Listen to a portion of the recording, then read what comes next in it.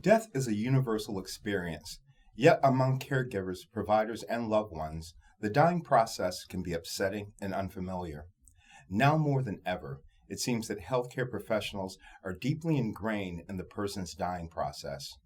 As healthcare providers, we must honor the intimate and possibly spiritual experiences patients and their families may have. It's important to remember that each person's death is unique. Each person has their own understanding, views, and attitudes towards death, and they may change over the lifespan. Upon completion of this module, the learner will be better able to discuss death and dying in a social, cultural, and personal context, examine the four domains of comfort care at the end of life, and identify non-pharmacologic and pharmacologic approaches to managing symptoms and issues of dying. Physical, mental and emotional issues, spiritual issues, practical task, identify signs of impending death, discuss the conversation at the end of life, and differentiate and discuss the grieving and mourning processes. Cultural, spiritual, and religious beliefs may affect how patients and their families respond to death and the process of dying. Therefore, clinicians and caregivers must understand the differences between and within different social groups. To provide culturally appropriate care, providers and caregivers need to consider culturally relevant issues such as the patient and family's perspectives on death and dying, on health and suffering, on hospice and palliative care services, and on acceptance of Western healthcare practices and their use of alternative traditional practices. Also, the roles of spiritual and religious beliefs in practice, family, including who is considered part of the family, and the patient's own role in problem solving and the process of decision making.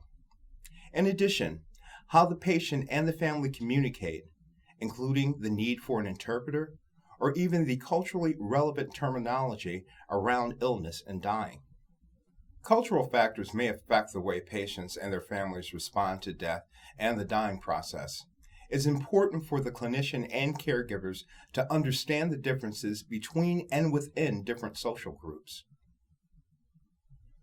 Providers and caregivers need to consider the following culturally relevant issues: the patient and the family's perspectives on death and dying, on health and suffering, on hospice and palliative care services, and on acceptance of Western healthcare practices and their use of alternative traditional practices.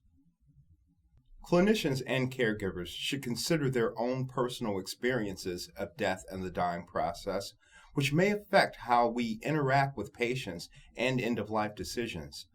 Be aware of your own personal and professional beliefs about the dying process and end-of-life decisions. It may be important to consult with others regarding the degree to which your attitudes, values, and beliefs could affect or bias the care you provide around death and dying. On Death and Dying, a book by Elizabeth Kubler-Ross, is an important resource for understanding how people cope with and adjust to the reality of death and the dying process. The book is based on numerous conversations with dying individuals. She identifies the stages of grief as denial, anger, bargaining, depression, and acceptance.